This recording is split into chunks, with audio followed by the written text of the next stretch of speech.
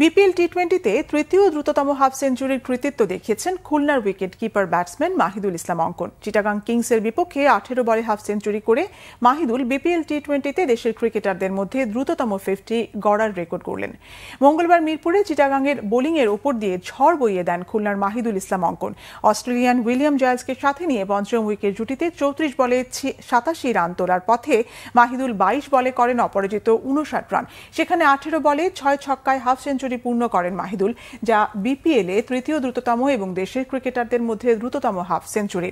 এর আগে এই শেরে বাংলা স্টেডিয়ামে 2023 সালে বিপিএল এর 19 বলে 50 করেছিলেন রংপুর রাইডার্সের রনি তালুকদার। মাহিদুল এই রেকর্ড ভেঙেছেন। তবে বিপিএলে এর আগে 18 বলে হাফ সেঞ্চুরি করেছেন আরও দুজন। 2023 সালে কুমিল্লা ভিক্টোরিয়ান্সের হয়ে পাকিস্তানি খুশদিল শাহ এবং 2022 সালে চট্টগ্রাম চ্যালেঞ্জার্সের উইল জ্যাক্স 18 বলে হাফ সেঞ্চুরি করেছেন।